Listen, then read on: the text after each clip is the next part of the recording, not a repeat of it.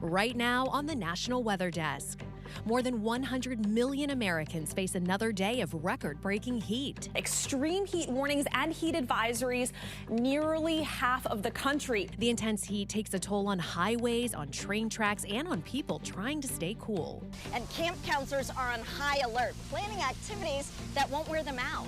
A wildfire in Utah is not contained, but firefighters may have caught a break. We're still saying it's a threat, even though it's looking very good. Hear about the most turbulent flight in Hurricane Hunter history. And now we're sinking down at a pretty sharp angle down towards the ocean. The pilot is not in control of the aircraft. How much do you know about lightning? This contact actually makes static electrical charges in the clouds. Plus, you'll see double waterspouts in Florida and spectacular new out-of-this-world images of the universe.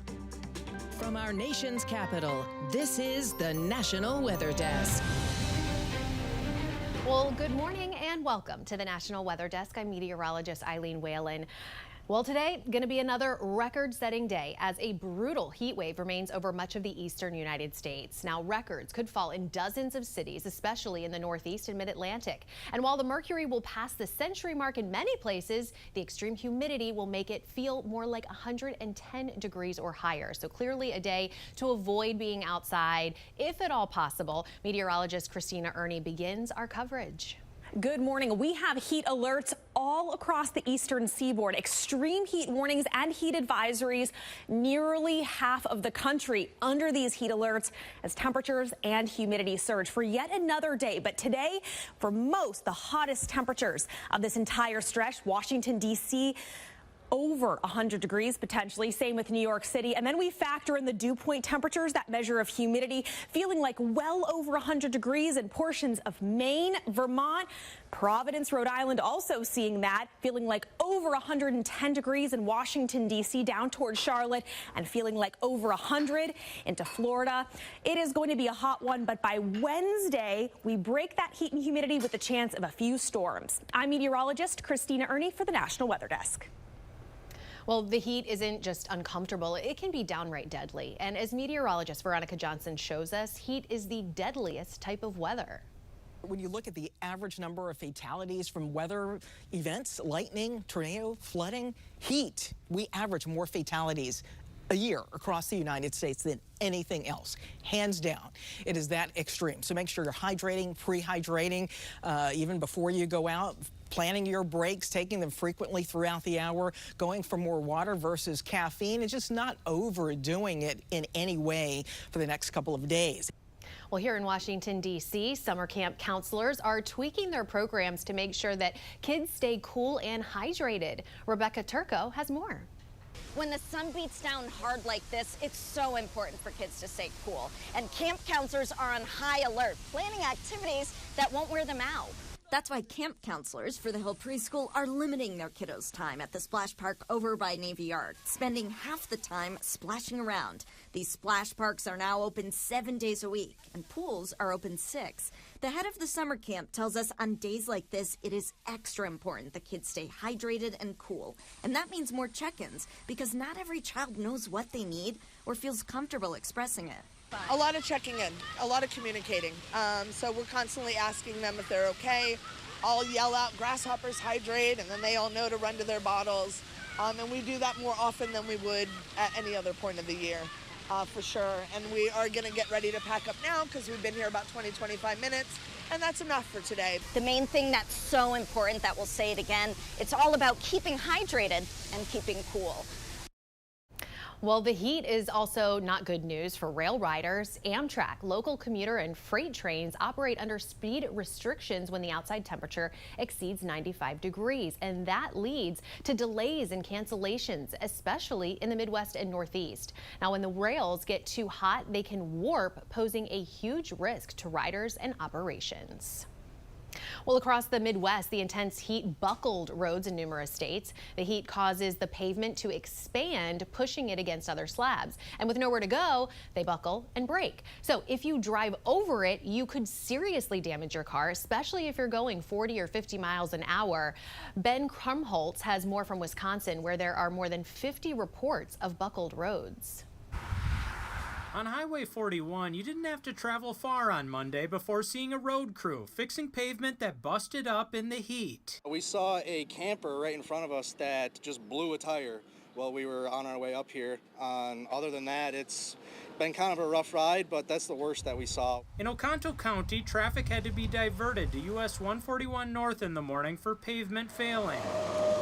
At the Northern County line, the southbound lanes were also dealing with similar pavement issues, blocking one lane of traffic. That heat causes the pavement to push together, and at some of those joints, the pushing can pop it up like that. And that's just something drivers don't expect. So now more than ever, it's important not to drive distracted. The Wisconsin Department of Transportation reports it had more than 50 pavement buckles on state highways over this past weekend. That's about half the amount the state saw for the entire year in 2022 and 2023. This really only happens during these unique high heat events with a lot of humidity. Well, OKC is partying today, celebrating the newly crowned NBA champion Oklahoma City Thunder. Meteorologist Jack Gerfin has the forecast for today's championship parade. You'll notice, though, this morning and going into the afternoon, temperatures will be rising pretty fast. And so it's going to be another hot day with temperatures that'll be in the low 90s. But unfortunately, because of how rainy and humid it's been recently, heat index values will be back up around 100 throughout the majority of the day today. So you'll see that the parade route starts at Northwest 10th and Harvey, and around 10:30 is the actual time of the parade start. And you'll notice that temperatures will be primarily in the middle 80s at that point. Unfortunately, we're looking at heat index values that are already close to 90 degrees by this time. And you'll notice, too, somewhat of a change compared to recently. It's been very windy in Oklahoma City. That's actually not going to be the case for today. You'll be ending at Scissortail Park, where temperatures are around noon. So the parade goes from 10:30 until noon. We're looking at temperatures to have already risen a few more degrees, up to around 88 degrees. The heat index likely already in the low 90s. And again, very little in the way of wind out there. So it's going to be a very hot and steamy day to celebrate the Oklahoma City's Thunder win. And again, they are now the new 2024-2025 NBA champions. Well, firefighters battling a wildfire in Utah caught a break Monday. While the fire got bigger and is still 0% contained, the humidity went up and winds died down. Kristen McPeak has more from the Forsyth fire in southwestern Utah. The road is blocked and the sheriff's office is monitoring who can come and go from this area. Now, we did get a closer look earlier Monday. Here is that smoky video. Pine Valley, Grass Valley, they're under a go evacuation. Pinto, an area nearby, is under a standby evacuation order. The sheriff's office is keeping the area closed while fire crews work there. While there is still a threat, fire officials say they're optimistic. Residents are also anxious to check on their homes. So we're still saying it's a threat, even though it's looking very good, but it's still a threat because we still have active fire. So we've been up every day and they won't let us in, so that's been kind of hard. We'd like to actually go look and make sure that it's fine. We tried to see if we could get access to the damage, but crews only pointed us to these photos they took and say they're letting homeowners come through the area first. Well, take a look at this. This was the scene on Saturday afternoon on Lake Tahoe, the body of water that straddles the California and Nevada state line. A sudden and powerful thunderstorm swept in and whipped up swells several feet high. Now, during the storm, a boat capsized with 10 people aboard. Only 2 people from that boat survived. And check out these large water spouts captured along the west coast of Florida on Sunday. Double water spouts are rare, but can occur under specific conditions and are more common in the Florida Keys. However, they can be just as dangerous as tornadoes, so it's important to never get too close. And here is another cool sight to see. These newly released images of space are from the largest camera ever built. They're from the Vera C. Rubin Observatory, based on a Chilean mountaintop. Now, the images offer an unprecedented look at light from millions of stars and galaxies. They come from about 10 hours of observation. The camera is being used to create a time-lapse record of the universe over a period of 10 years. Well, coming up on the National Weather Desk, we'll hear from a hurricane hunter about what it's like flying into the eye of the storm. And we'll also help you better understand how lightning forms.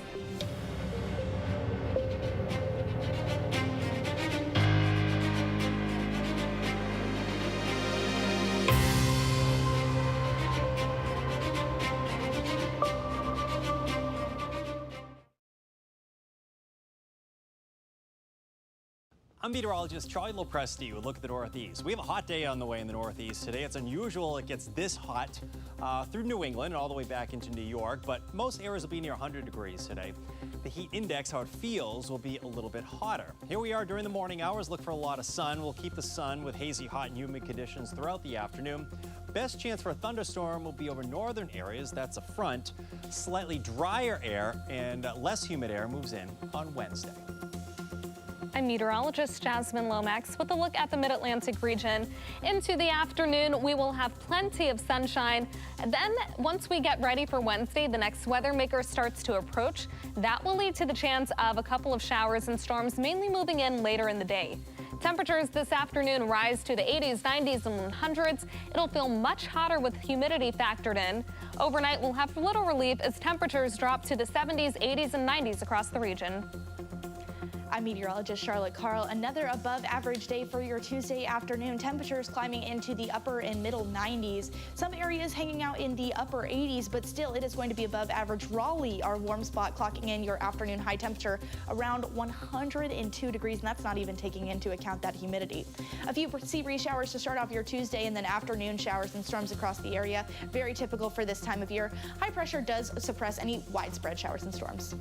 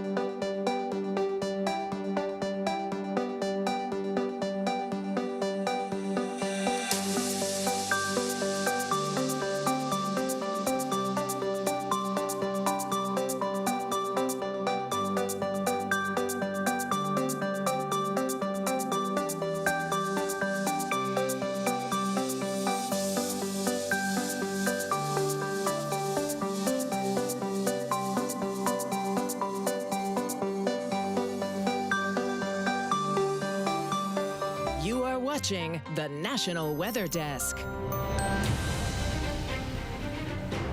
Well, the life of an Atlanta area teen was turned upside down when a tornado struck his home last month. He survived being thrown hundreds of feet from his home, causing major injuries. He's doing a lot better now and sharing his harrowing story. Cody Alcorn has more. I still in shock that how fast I recovered. Malachi Cheney spent his 19th birthday in the ICU. Today, he's walking and talking, and even he can't believe it. It's a blessing from God, honestly, that I'm still here. Malachi doesn't remember anything about the storm. I don't remember that tornado hitting me, and I don't remember that week or my 2 weeks at Grady. I don't remember any of that. He was thrown hundreds of feet into the air, tossed into a field behind his home, suffering a traumatic brain injury, broken ribs, and a punctured lung. He woke up confused, thinking it was all a bad dream. He's already thinking about what comes next, including going back to see what's left of his home. I do want to see it in person just to look at it and just look at it in awe in a way, just like, dang, so this really did happen. Yeah. And eventually getting back to college and his passion for acting. Malachi's journey isn't over. He'll begin daily therapy with Pathways, but his dad says they're already living a miracle. But to see him now walking with his neck brace, talking, all of the beautiful things that Shepherd Center has done for our son. Well, this week is National Lightning Safety Awareness Week, and meteorologist Jennifer Collins explains how lightning forms and how to stay safe from it. Warm air rises from the Earth's surface and creates thunderstorm clouds. In these clouds, warm water droplets will meet ice crystals in the atmosphere and bump together in the air. This contact actually makes static electrical charges in the clouds. And these clouds have positive and negative charges that are attracted to each other.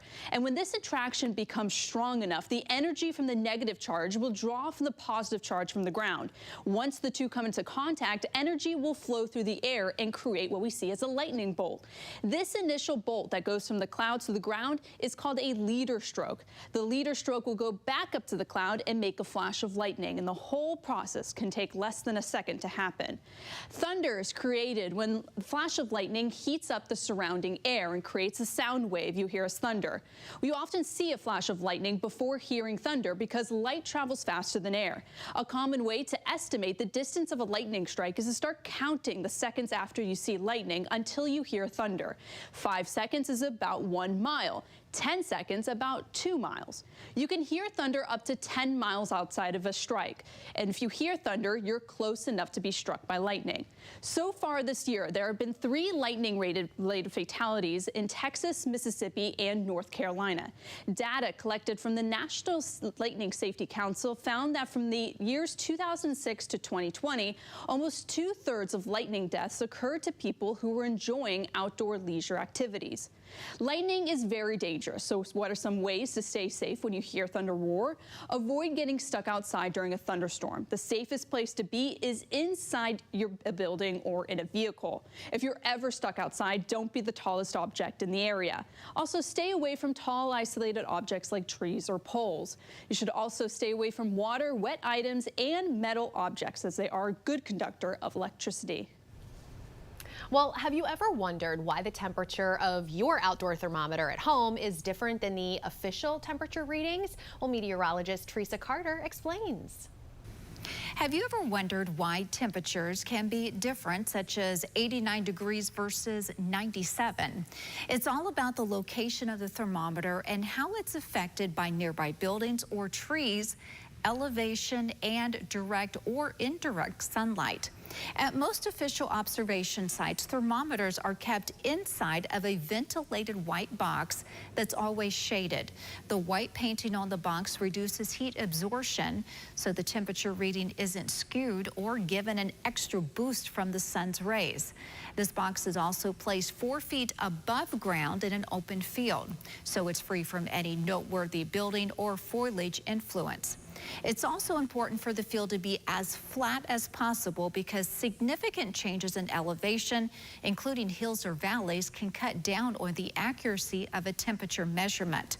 Unlike the carefully controlled environment of a Stevenson box, your everyday thermometer may be exposed to direct sunlight or attached to a darker surface. These conditions can result in variations in temperature readings, deviating from the official reports. Keep your thermometer shaded, away from direct sunlight, and preferably near lighter colored surfaces. By doing so, you can enhance the reliability of your at-home temperature measurements. In September of 1989, NOAA hurricane hunters flew into Category 5 Hurricane Hugo at just 1,500 feet above the Atlantic. New research reveals this was the most turbulent flight in hurricane hunter history. Jeff Masters was an early career meteorologist on board that day and sat down with Emily Gracie to share that harrowing experience. On the lead up to going into the eye wall, we penetrated through a spiral band, which had about 80-mile-per-hour winds. We took some bumps, not very turbulent. I mean, I've had commercial flights about as turbulent as that. And when we popped out of the spiral band, we were in what's called a moat region where the winds were only about 50, 60 miles per hour. We hit the eye wall at 1,500 feet, and then immediately the winds went up to Cat 3. And we thought, that's a little bit fast to be getting Cat 3 winds within the first few seconds hitting the eye wall. And it just kept getting worse too, right? We're starting to see 160, 170, 180 mile per hour winds. This is a Cat 5. We're almost at the edge of the eye. It's starting to lighten up out there. You know, the eye is where it's calm and the sun is shining, so we're seeing the lighter air. And I'm thinking, hallelujah, we got away with it. We penetrated the eye wall of a Cat 5 hurricane at 1,500 feet and did not take any serious damage. Was that the case, though? No. Wasn't there? Right as we reached the edge of the eye, we hit the most incredible turbulence a Hurricane Hunter aircraft has ever survived. The nose is in a downdraft, the tail is in an updraft, and at the same time, the plane is skidding sideways because the wind is dropping off so quickly. We hit 5.5 Gs of acceleration. The pilot lost control of the aircraft. The 200-pound life raft broke loose, hit the ceiling, bent a metal bar up there. We had a computer break loose, tear a gash in the ceiling. We had all the knives and forks and cans from the soda chest in the back in the galley flying loose. Engineer's tool chest broke open, and there's hammers flying around inside the cabin. And it's a miracle nobody got injured from all the flying stuff in there. And right at this moment, the number 3 engine bursts into fire. And I hear over the intercom, we got fire coming out of number 3. And now we're sinking down at a pretty sharp angle down towards the ocean. The pilot is not in control of the aircraft. Wow. All right. Well, time now for a short break. But first, we take to the skies over East Florida.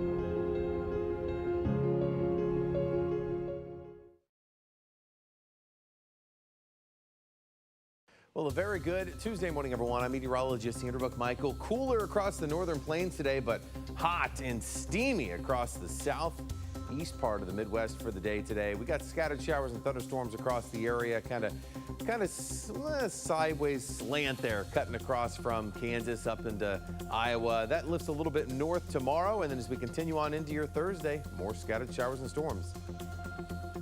Good Tuesday morning. I'm meteorologist Joe DiCarlo. Look to forecast across the region, and we'll track a few isolated to scattered showers and thunderstorms through the day in the region. No severe weather expected. Temperatures will be seasonal, upper 80s to low to mid 90s across much of the region. As we head into Wednesday, we'll continue with an isolated rain chance across the region. Otherwise, partly sunny skies, and again, seasonal temperatures, upper 80s to low to mid 90s across the area.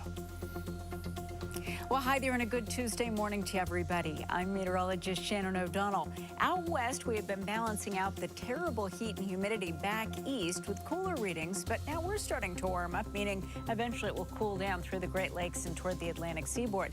Upper 70s today in Denver, but Portland coming back to 84. Coastal California in the June gloom, just 60 in the city by the bay. 103, though, out of Phoenix, and thunderstorms blowing up over the desert southwest this afternoon. And that's the scene from here.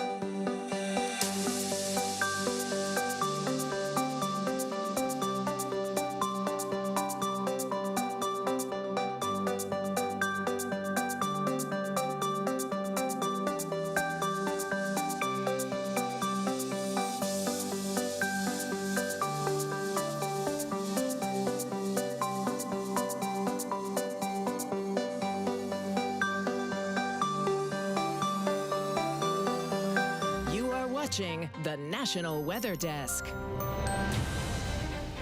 Well, we're now weeks into the Atlantic hurricane season, and we have still not had a named storm. Meteorologist Riley Blackwell explains how soon we typically see storms form.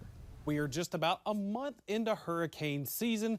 You can see we still have a long ways to go, but something interesting of note, the Atlantic basin has still not had a named storm. Now, on average, if you look at tropical climatology, we would usually have our first named storm about June 20th. So we are slightly below the curve, but overall, it has been a relatively slow start to hurricane season. Only a couple of areas of interest, none with a real chance of being named. But looking over the past several years, last year had our first named storm on June 15th, 2023, May 30th, June 2nd in 2022, on 2021, May 19th, May 16th, in 2020. Now, like we say, our first average named storm is June 20th, but as the days progress, it would still be the quietest start since 2009, when the first named storm was not until August 11th.